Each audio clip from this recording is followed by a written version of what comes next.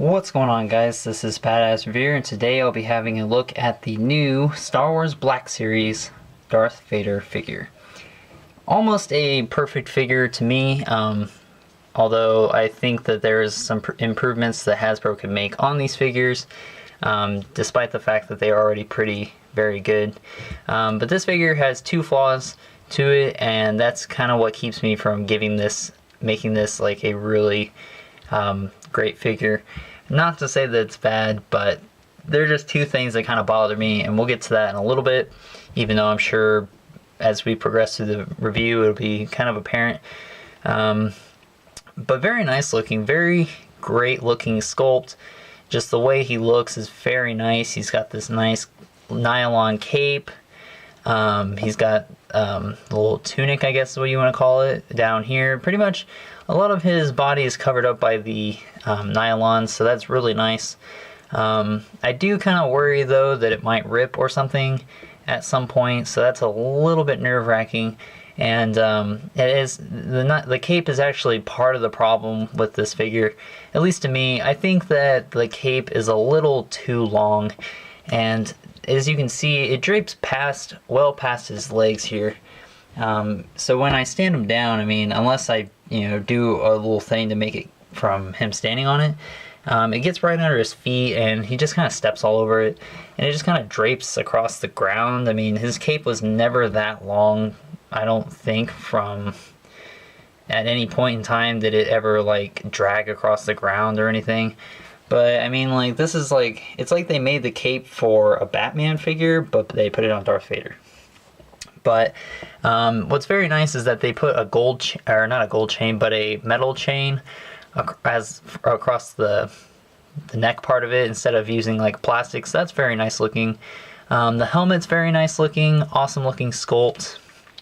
I kind of wish it was a little bit more shiny. I wish they would have used like a more glossy kind of paint to do the helmet, but it still looks really good. I can't really complain too much about it. The eyes look nice, painting and everything, sculpt wise, just, it's perfect. He's got this little armor pieces down here, which is made of kind of a soft plastic, which I'm guessing is probably just glued on. He's got his shoulder pads here, his little chest calculator, and he's got a soft plastic belt that has the rest of his little gizmos on it. So that's very nice. Other than that, he's mostly just a, kind of a, I wouldn't say glossy, but he's a very shiny kind of looking figure in a way. Not to say that it's bad, and I'm not sure shiny really describes it, but he just like, the light just kind of just reflects off him pretty well. So very nice detail though. The detailing in his suit here, very nice. And his boots are also nicely sculpted, so that is also very nice. He comes with his signature lightsaber, of course, which you can take the blade out, as all the other figures could. The only problem is you can't, store this anywhere on him, so it's pretty much either you have to have him holding it all the time, or if you don't want him holding it, then you kind of just put it somewhere safe where it won't get lost. So that's a little unfortunate that we can't put it anywhere, but it's kind of fine for me because I'll always have him holding it. But other than that, not much else to say about him. The detail's pretty nice, and we'll talk about his, I guess, special feature, which is he can remove his helmet to reveal Anakin Skywalker's face, which is very nice looking, and has very nice sculpting. The light's kind of getting in the way here, but as you can see, there's some very nice paint detailing and very nice sculpting throughout the entire face sculpt, which is very nice because it looks just like how he did in the movie, which is just great. I mean, it's not very often that you can get very good likeness, and I think this gets really pretty darn close. You can take a closer look at the helmet. And the face mask here can actually separate from the other piece, so you can separate that as well. And if you want him to maybe just wear his helmet like this, you could, Or if you want to reenact the scene where he is sitting in his little laboratory thing and only the back half is revealed and it comes down and pulls over. Anyways, so a lot of detail went into this, though, because the top part of this here is actually sculpted as well, and it looks just like how it did in the movie. So very awesome, just loads of detail here, and that will just kind of peg, I don't know exactly how it pegs in, but it just kind of fits in there, like so, even though now it's not wanting to do it.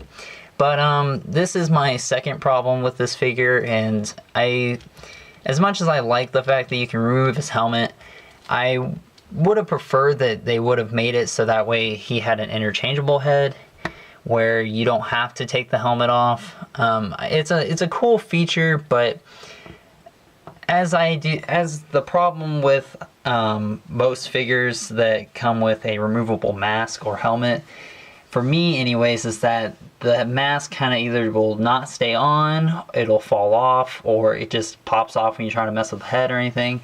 And that's mostly my problem with this one, because I don't know if it's just my figure or not, but the helmet doesn't want to latch in the front. So anytime I move his head, his helmet wants to come loose. So that makes it kind of difficult to pose him and not have to reposition his helmet every time. I don't know why it doesn't snap on or latch to anything, which I thought it did, and maybe I'll have to go watch someone else's review to see if it does that. But I think that's just annoying that like every time I move his head, that his helmet's gonna get off-centered from where it's supposed to be. And I mean, unless I get it just right, I mean, there's this gap in between where his helmet is and where the head is. So it just doesn't look good, and really the only way I can truly hide it is by having his head down a little bit to hide it, but I just don't like that. I prefer not to have, you know, removable helmets and stuff. I'd rather have a separate head that I can pop on and off. It just kind of avoids situations like this happening. It's sort of like with, you know, a Marvel Legends Iron Man figure, the mask, for pretty much any Toy Biz Iron Man figure always had a removable mask, and at some point the mask just would never stay on, so you have to super glue it.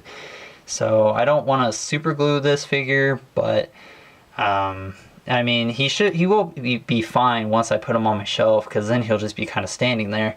But I just think that like it could have been done a little bit better. And maybe at some point they'll have another Darth Vader, but I don't see why that would be necessary, because, you know, one Darth Vader is the definitive Darth Vader because that's the only Darth Vader there is. He never changes his outfit or anything, so there's really no reason to have another Darth Vader unless you're gonna give him some different accessories or something like that. But maybe if they do another Darth Vader with the helmet being attached, that would be great. But I think it just could have been better the first time around. And, you know, maybe it is mine, and maybe it's a stupid reason to complain about it, but it's just, I just personally don't like it because it just doesn't stay on. But anyways, let's go over articulation. His head, which I'm going to take off, it can go left and right, up and down, and do all that good stuff. His arms can't really go out too far because of his shoulder pads. But this is a pretty good range anyways for Darth Vader, because he doesn't really do a whole lot with his arms in terms of, you know, anything. So, I mean, as long as he can get a good, like, force choke going, that's good enough for me. So, about out that far, they go in and out, rotate 360 degrees. He's got a single joint in the elbow, as well as a swivel in the elbow. He's got a rotation in the wrist, as well as a hinge.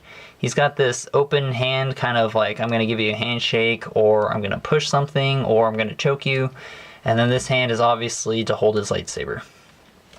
He's got a swivel in the waist, as well as a 360 degree movement, and it goes up and down. Pretty much the same as everybody else. Legs go forward and back. Not really back, but they go in and out. Rotate at the upper part of the thigh. Double jointed knees, which he doesn't really need. Hinge in the foot, as well as an ankle rocker. So, despite my two flaws, I still think this is a very great figure. I don't think we'll ever get another Darth Vader figure. And if we do, maybe it'll be a little bit better, and maybe they'll correct the problems. But it's still a good figure, so if you happen to come across him, definitely pick him up, because if you've been collecting these figures so far, you can't keep going without Darth Vader. So by any means, try and find the figure, but if you can't, you know, I would just buy the case because it's pretty well worth it. But other than that, I hope you guys enjoy this review. Stay tuned for more figure reviews and other discussions and such like that, and I'll talk to you guys later.